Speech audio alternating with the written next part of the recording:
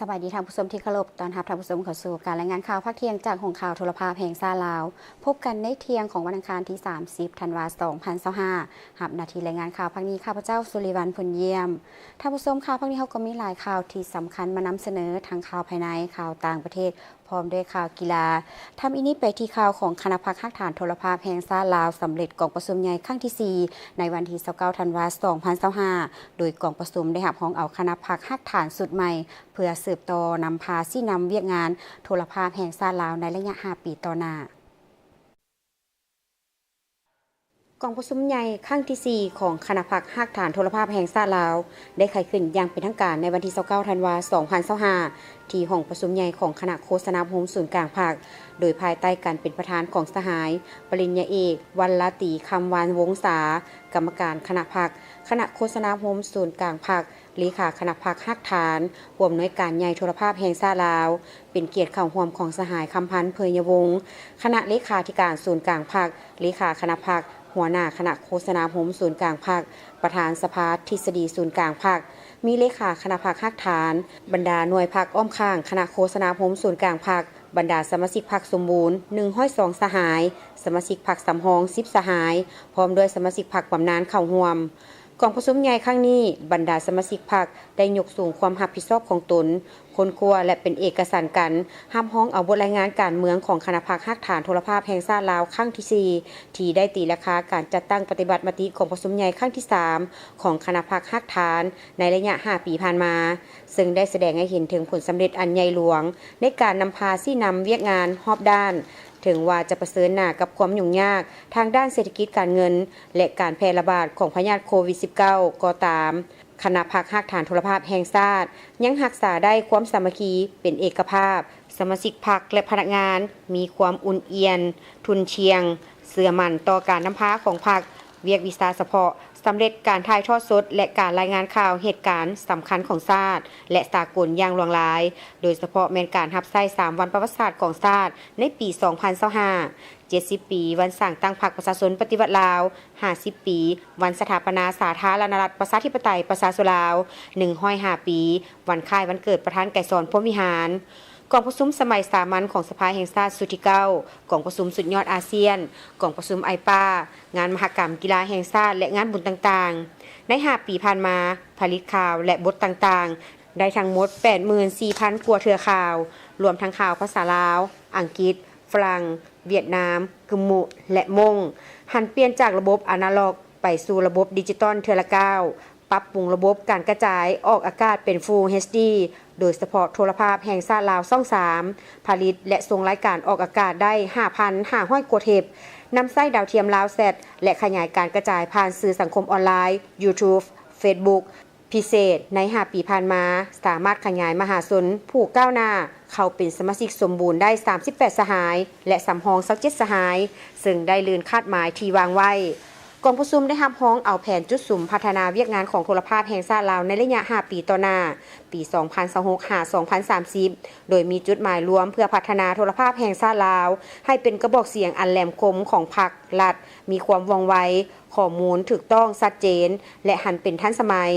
แผนเวียกจุดสุ่มดังกล่าวได้กำหนด6แผนงานและ45โครงการละเอียดซึ่งเน้นหนักใส่5ด้านการปรับปรุงและหันเปลี่ยนคือสร้างพนักงานหนุ่มน้อยหุ้นสืบทอดยกระดับความรู้ความสามารถให้รอบด้านหันเปลี่ยนไปสู่ระบบดิจิตอลอย่างเป็นระบบครบสุดทันกับยุคสมัยปรับปรุงคุณภาพข่าวและรายการให้ว่องไวหลากหลายสีสันสามารถดึงดูดผู้ชมและตอบโต้ข่าวบิดเบือนปรับปรุงกลไกการบริการให้คล่องตัวสู่สนหันเป็นหัวหน่วยทดลองกุ้มตนเองเทื่อละก้าวและสืบต่อขยายการพัวพันหัวมือทั้งภายในและสากลให้กว้างขวางขึ้น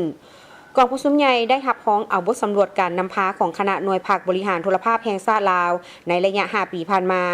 ซึ่งโดยได้ตีราคาสูงความพยายามความเป็นเจ้าการและบรรดาผลสำเร็จการนำพาซี่นำของคณะพรรคฮักฐานโทรภาพแห่งชาติลาวนับทั้งด้านดีด้านคงข้างรวมทั้งบทเรียนที่ถอดถอนได้อย่างภาวะวิสัยพร้อมนั้นบรรดาสมาชิกพรรคได้พร้อมกันใช้สิทธิประชาธิปไตยของตนปอนบัตรคัดเลือกเอาคณะพรรคฮักฐานสุดใหม่ซึ่งมีผู้ลงสมัครรับเลือกตั้งจำนวน7สหายยิง1สหายและเลือกเอา5สหาย และผ่านกองประชุมครั้งปฐมฤกษ์ของคณะพรรคฮักฐานโทรภาพแห่งชาติลาวได้เป็นเอกสารเลือกเอาสหายปริญญาเอกวรรณลาตรีคำวานวงศาเป็นเลขาคณะพรรคฮักฐานหับฮ้องเอาสหายบุญแยงธรรมวงศ์เป็นรองเลขาคณะพรรคฮักฐานหับฮ้องเอาสหายไก่คำกงพาลีเป็นประธานกวดกาหับฮ้องเอาสหายภูวิรัตเพ็งสวัสดิ์และสหายนางลำเงินลาดสะอาดเป็นคณะพร้อมนี้กองประชุมครั้งปฐมฤกษ์ได้เป็นเอกภาพแต่งตั้งสหายจุนแก้วอำพรเป็นรองประธานกวดกาในโอกาสอันสำคัญนี้สหายคำพันธ์เผยยวงศ์ได้กล่าวโอลมและแสดงความสมเสยต่อผลสำเร็จการซี่นำพาของคณะพรรคฮักฐานโทรภาพแห่งชาติลาวที่ญาติมาได้พร้อมนั้นสหายได้เน้นหนักถึงความจำเป็นในการปรับปรุงแก้ไขข้อคงค้างต่างๆเพื่อให้โทรภาพแห่งชาติลาวสามารถปฏิบัติได้ภาระบทบาทของตนได้ดีขึ้นในสภาพการใหม่เช่นเนื้อในข่าวเนื้อในบทข่าวเนื้อในรายการยังบ่ทันแหลมคมยังบ่ทันส่องแสงถึงชีวิตตัวจริงของสังคมเวียกดีคนเด่นยังแบบมีลักษณะรวมๆยังบ่หลากหลายและยังบ่แลนนำการเสนอเหตุการณ์พิธีการหลายกลัวบางข่าวบ่ทันว่องไวทันเหตุการณ์รายการที่ออกอากาศยังเป็นรายการเก่าซ้ำไปซ้ำมายังบ่ทันโดดเด่นเป็นที่จูงใจของผู้ชมสหายคำพันธ์เผยยวงศ์ได้เรียกร้องให้คณะพรรคสุดใหม่เพิ่มทวีความเป็นแบบอย่างน้ำหน้าพาทางเสิร์ชสู่ความคิดประดิษฐ์สร้างกล้าคิดกล้าเฮ็ดกล้ารับผิดชอบโดยเฉพาะแม่นการปรับปรุงและยกสูงคุณภาพด้านเนื้อในข่าวบทและรายการต่างๆให้แหลมคมว่องไวทันเหตุการณ์มีหลายรูปแบบหลายสีสันเพื่อดึงดูดผู้ชมและสามารถตอบโต้ถอยทำนองข่าวบิดเบือนต่อแนวทางนโยบายของพรรครัฐเพื่อจัดตั้งปฏิบัติมติกองประชุมใหญ่ครั้งที่4ของคณะพรรคฮักฐานโทรภาพแห่งชาติลาวให้มีผลสำเร็จตามคาดหมายกองประชุมเรียกร้องให้สมาชิกพรรคทั้งหมดทั่วโทรภาพแห่งชาติลาวถือสำคัญการค้นคว้าเสื่อมซึมมติกองประชุมใหญ่ครั้งนี้ให้รับรู้และเข้าใจอย่างลึกซึ้งพร้อมกันนั้นคณะพรรคฮักฐานโทรภาพแห่งชาติลาวนำพาซี่น้ำบรรดาหน่วยพรรคที่ขึ้นกับบรรดาแผนกหันเอาเนื้อในมติกองประชุมใหญ่ของคณะพรรคฮักฐานครั้งนี้ไปพันขยายเป็นอันละเอียดของตนและเป็นเจ้าการจัดตั้งปฏิบัติให้บรรลุตามจุดประสงค์และคาดหมายที่กำหนดไว้สำเร็จการดำเนินกองประชุมใหญ่ผู้แทนสหพันธ์สาวนมลาวครั้งที่1อย่างเป็นทางการกองประชุมใหญ่ผู้แทนสหพันธ์สาวนมลาวครั้งที่1ได้จัดขึ้นในวันที่29ธันวาคม2025ที่ห้องประชุมใหญ่คณะโฆษณาพรมศูนย์กลางพรรคภายใต้การเป็นประธานของสหายทองลีศรีสุริตเลขาคณะบริหารงานพรรคเลขาคณะบริหารงานศูนย์กลางสาวนมประชาชนปฏิวัติลาวและได้รับเกียรติอย่างสูงจากสหายนางศรีใสหรือเดชมูลสอนกรรมการกรมการเมืองศูนย์กลางพรรคหัวหน้าคณะจัดตั้งศูนย์กลางพรรคมีบรรดาการนำพรรครัฐสาวนมกระทรวงองค์การแขวงและนครหลวงเวียงจันทร์อดีตการนำสาวหนุ่มพรรคนางงานอาวุโสบำนาญของศูนย์กลางสหพันธ์สาวนมประชาชนปฏิวัติลาวประธานรองประธานสมาคมสโมสรมูลนิธิจำนวน249สหายเป็นหญิง75สหายในโอกาสดังกล่าวการไขของประชุมใหญ่ในครั้งนี้สหายทองลีศรีสุริตเลขาคณะบริหารงานพรรคเลขาคณะบริหารงานศูนย์กลางสาวนมประชาชนปฏิวัติลาวได้กล่าวว่าการสร้างตั้งสหพันธ์สาวนมลาวแม้นการเสริมขยายบทบาทประจันบานของสาวนมลาวบรรดาเผ่าเป็นการจัดตั้งผันขยายแนวทางนโยบายมติคำสั่งกฎหมายระเบียบการของรัฐเต้าหูมความสามัคคีศึกษาอบรมสาวนมให้มีคุณสมบัติจริยธรรมมีน้ำใจรักชาติปกปักรักษาและเสริมขยายมูลเสื้อวัฒนธรรมอันดีงามของชาติต้านสกัดกั้นบรรดาปรากฏการณ์ย่อท่อต่างๆในฐานแถวสาวนมสร้างเงื่อนไขให้สาวนมได้รับการฝึกฝนอบรมส่งเสริมวิชาชีพด้านต่างๆให้สามารถประกอบอาชีพได้พร้อมทางปลุกระดมสุกยู่เสริมขยายกำลังแหงสติปัญญาหัวคิดประดิษฐ์สร้างของสาวหนุ่มประกอบส่วนช่วยเหลือสังคมและประเทศชาติก็คือภารกิจปกปักรักษาและสร้างสรรค์พัฒนาประเทศชาติให้มีความมั่งคั่งเข้มแข็งประชาชนหังมีผาสุขสังคมมีความยุติธรรมและศรีวิไลในนี้แต่ละสหายได้ยกสูงความรับผิดชอบและสมสติปัญญาของตนเข้าในการเสื่อมซึมหับห้องและเอกภาพในการ และเอกภาพเป็นอย่างสูงต่อเนื่องในกองประชุมเหตุให้กองประชุมดำเนินไปด้วยบรรยากาศโฟดฟื้นและสำเร็จตามจุดประสงค์ที่วางไว้กองประชุมได้พร้อมกันเสื่อมซึมหับหองและเอกภาพเอามติตกลงของคณะเลขาศูนย์กลางพรรคว่าด้วยการอนุมัติสั่งตั้งสหพันธ์สาวหนุ่มลาวมติตกลงของคณะเลขาธิการศูนย์กลางพรรคว่าด้วยการจัดตั้งและการเคลื่อนไหวของสหพันธ์สาวหนุ่มลาวห่างทิศทางแผนการและห่างกฎระเบียบของสหพันธ์สาวหนุ่มข้างที่1ผู้แทนของกองประชุมได้เป็นเอกภาพต่อมติตกลงว่าด้วยการบ่งตัวแต่งตั้งคณะบริหารงานประธานรองประธานประธานกฎการองประธานกฎกาสหพันธ์สาวหนุ่มลาวสมัยที่1ดังนี้หับห้องเอาคณะบริหารงานสหพันธ์สาวหนุ่มลาวสมัยที่1จำนวน59สหายหับห้องเอาประธานรองประธานคณะบริหารงานสหพันธ์สาวหนุ่มลาวสมัยที่1จำนวน7สหายและหับห้องเอาคณะกรรมการกฎกาคณะบริหารงานสหพันธ์สาวหนุ่มลาวสมัยที่1จำนวน3สหายกองประชุมใหญ่ผู้แทนสหพันธ์สาวหนุ่มลาวข้างที่1ได้รับเกียรติอย่างสูงรับฟังการโอลมและให้ทิศซี่น้ำจากสหายนางสีใสหรือเดชมุสรกรรมการกรมการเมืองส่วนกลางพรรคหัวหน้าคณะจัดตั้งศูนย์กลางพรรคเนื้อในโอลมของทานสุดที่มีความหมายสำคัญครบถ้วนลึกซึ้งพวกเขาถือเอาคำโอลมดังกล่าวเป็นคำสั่งเป็นเข็มทิศเยียงทางและเป็นการมอบหมายจากภาครัฐให้คณะบริหารงานสหพันธ์สาวหนุ่มลาวสมัยที่1ก็คือผู้แทนกองประชุมต้องนำไปค้นคว้าเสื่อมซึมพันขยายเป็นอันละเอียดให้เกิดมากผลตัวจริงและนำเอาผลประโยชน์สูงสุดมาสู่สาวหนุ่มเยาวชนและประเทศชาติกระทรวงโยธาธิการและขนส่งเผยแพร่มติของสภาแห่งชาติเลขที่165/สพสมติของรัฐบาลเลขที่10/ลบและคำแนะนำการจัดตั้งปฏิบัติโครงการก่อสร้างซ่อมแปลงทางในระยะใหม่เลขที่31190/ยทคการเผยแพร่มติสภาแห่งชาติดังกล่าวได้จัดขึ้นในวันที่29ธันวาคม2025ที่ผ่านมาที่กระทรวงโยธาธิการและขนส่งภายใต้การเป็นประธานของทานเล็กไหลศรีวิไลรัฐมนตรีกระทรวงโยธาธิการและขนส่งมีรองประธานคณะกรรมการปกครองนครและบรรดาแขวงหัวหน้ากรมรองกรมหัวหน้าแผนกโยธาธิการและขนส่งทั่วประเทศเข้าร่วมทานเล็กไหลศรีวิไลกล่าวว่าการเผยแพร่บรรดานิติกรรมต่างๆในการจัดตั้งปฏิบัติมติ165/สพสว่าด้วยการก่อสร้างทางและซ่อมแปลงทางในระยะใหม่รวมทั้งการจัดตั้งปฏิบัติกองทุนทางที่ติดพันกับเวียกงานบริมสิทธิ์รักษาและซ่อมแปลงทางในขอบเขตทั่วประเทศเป็นต้นการจัดสรรงบประมาณปี2026การสร้างตั้งหน่วยงานซ่อมแปลงทางหลวงและเวียกงานคุ้มครองน้ำหนักรถบรรทุกโดยเฉพาะแม่นแจ้งการของกระทรวงโยธาธิการและขนส่งเกี่ยวกับการเก็บค่าผ่านทางรถบรรทุกโดยเฉพาะรถขนส่งแห่เพื่อนำเข้ามาในการซ่อมแปลงเส้นทางซึ่งการเผยแพร่ครั้งนี้ประกอบมีมติของสภาแห่งชาติคำแนะนำการจัดตั้งปฏิบัติโครงการก่อสร้างและซ่อมแปลงทางในระยะใหม่ความคืบหน้าการจัดตั้งปฏิบัติโครงการที่ได้เซ็นบทบันทึกความเข้าใจแล้วการจัดตั้งปฏิบัติโครงการก่อสร้างและซ่อมแปลงทางในระยะใหม่เลขที่13เหนือ13ใต้2E และ 2W ที่นำไส้ทุนสากลการจัดสรรงบประมาณกองทุน2026และเวียกงานซ่อมแปลงและอื่นๆการเผยแพร่เพื่อให้ผู้เข้าใจได้รับรู้ถึงบรรดามติต่างๆแล้วพร้อมกันแลกเปลี่ยนคำคิดคำเห็นปรึกษาหารืออย่างละเอียดเกี่ยวกับการจัดตั้งปฏิบัติตัวจริงซ่องให้เห็นข้อคงข้างร่วมแก้ไขเพื่อเฮ็ดให้มติ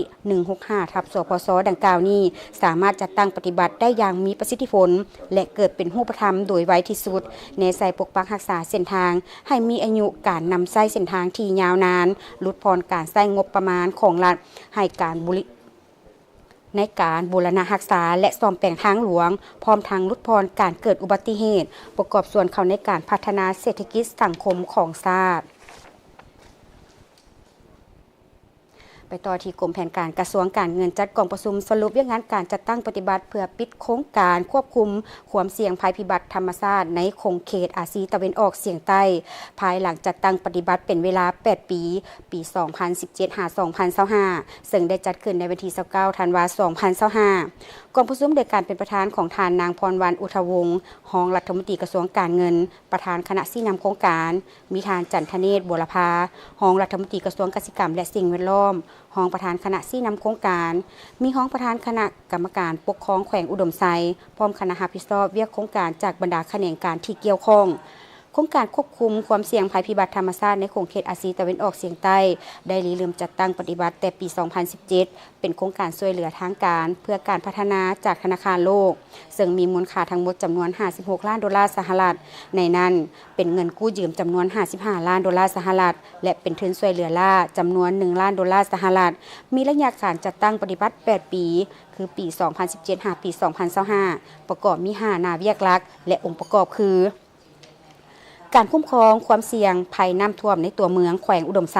หลวงพระบางและแขวงบริคำไซจัดตั้งปฏิบัติโดยกรมทางน้ำกระทรวงโยธาธิการและขนส่งการหันระบบอุตุนิยมอุทกศาสตร์และการแจ้งเตือนภัยล่วงหน้าให้เป็นทันสมัยการสร้างความเข้มแข็งด้านการเงินและการสนองทุนสำหรับการคุ้มครองภัยพิบัติจัดตั้งปฏิบัติโดยกรมคุ้มครองวิสาหกิจการเงินกระทรวงการเงิน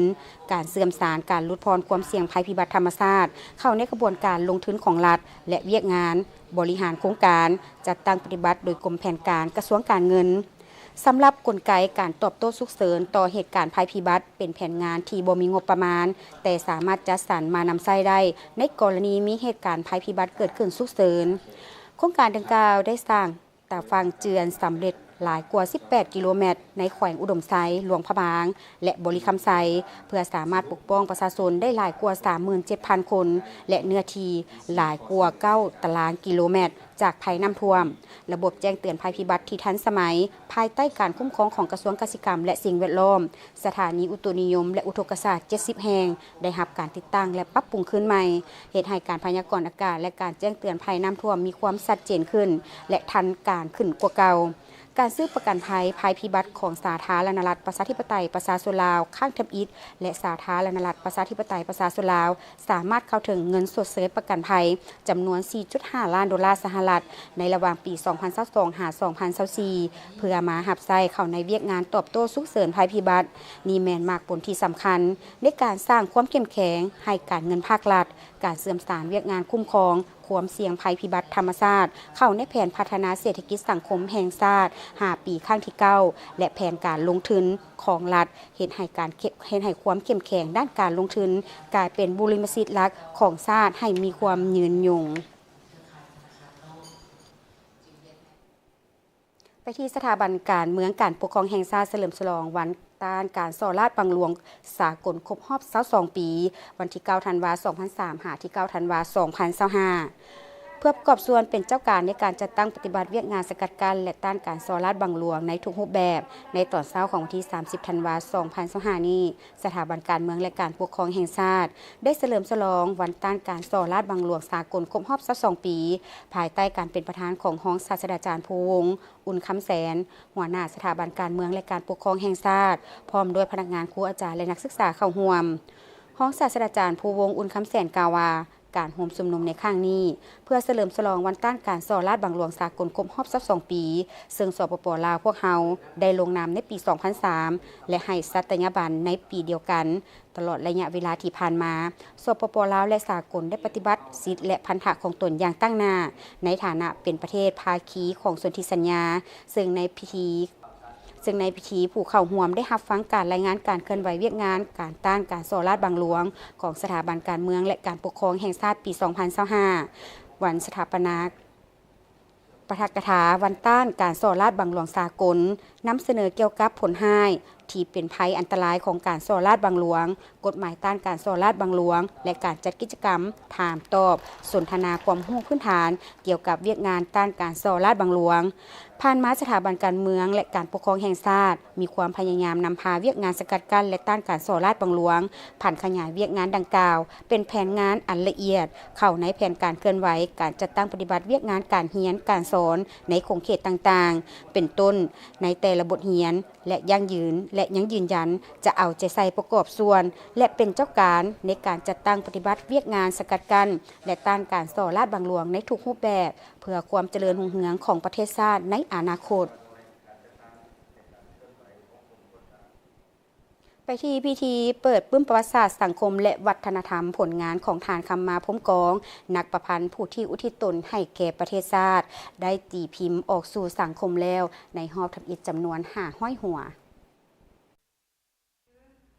พิธีเปิดตัวปื้มและจารึกผลงานของทานคำมาพรมกองได้มีขึ้นในท้ายอาทิตย์ที่ผ่านมาจัดขึ้นโดยทานนางโพสีพรมกองพร้อมด้วยลูกหลานการเปิดตัวปื้มประวัติศาสตร์สังคมและวัฒนธรรมครั้งนี้เป็นการระลึกถึงชีวิตและผลงานอันยืนยงของทานคำมาพรมกองซึ่งแม่นักประพันธ์นักกวีนักวัฒนธรรมสังคมนักเคลื่อนไหวปฏิวัติและลูกชายผู้อุทิศตนให้แก่ชาติลาวโดยมีนักภาษาศาสตร์นักประพันธ์นักกวีนักประวัติศาสตร์นักศิลปินการนำพักรัฐขั้นสูงและครอบครัวลูกหลานเข้าร่วมทานนางศรีอนงพรมกองลูกสาวทานคำมาพรมกองได้ให้ฮู้ว่างานครั้งนี้ได้หวนคืนถึงประวัติศาสตร์ผ่านการถ่ายทอดจากรูปภาพและผลงานการเขียนของพ่อในหลายบทบาททั้งเป็นนักกวีและนักประพันธ์ผู้บุกเบิกวงการสื่อมวลชนลาวและนักเคลื่อนไหวผู้ช่วยปลุกระดมมหาชนให้หักหอมกระบวนการแนวลาวสร้างชาติตั้งแต่ระดับรากฐานอยู่ซอกลีกของประเทศไปถึงเวทีสากลบึ้มตัวนี้เนาะแม่นเพิ่นเบ้าเรื่องประวัติศาสตร์สังคมเพิ่นได้คาดตวงไว้เมดว่ากะผ่านมาเป็นแนวใดแล้วการต่อสู้ระยะนั้นเป็นจังไดแล้วเพิ่นตีราคาสภาพปัจจุบันนี้และเพิ่นก็มองไปอนาคตว่ามันจะเป็นแนวใดอีกอันนั้นเนาะซึ่งผู้อื่นไปอ่านแล้วเห็นว่ามันยังถูกต้องหมดทุกอันเลยเนาะมันยังเป็นสิ่งที่เอิ้นว่าใช้ได้เนาะแล้วก็เลยคิดว่าเป็นการเฉลิมฉลองอันน่ะทั้งผลงานเพิ่นเองซึ่งมาคล้องจองกับการเฉลิมฉลองของหมดประเทศเฮานี้ในโอกาสเปิดปื้มประวัติศาสตร์สังคมและวัฒนธรรมผลงานของทานคำมาพรมกองยังได้มีการวางแสดงผลงานของทานและมีการแสดงศิลปะขับล้ำที่เป็นผลงานการเขียนของทานปื้มดังกล่าวได้จัดพิมพ์ออกข้างทำอิฐนี้5ห้อยหัวซึ่งสามารถซอกอ่านได้น้ำหอสมุดแห่งต่างๆและมีจำหน่ายสามารถซอกอ่านได้ท่านผู้ชมจากนี้ไปติดตามสถานการณ์ข่าวต่างประเทศพร้อมด้วยข่าวกีฬา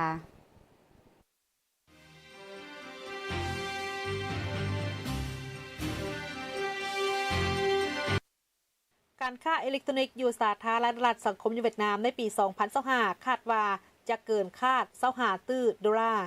อิงตามการรายงานจากทางกระทรวงการค้าสาธารณรัฐสังคมเวียดนามให้ฮู้ว่าการค้าอิเล็กทรอนิกส์ขายย่อยอยู่ประเทศนี้ปี 2025 คาดว่าจะเกินคาด25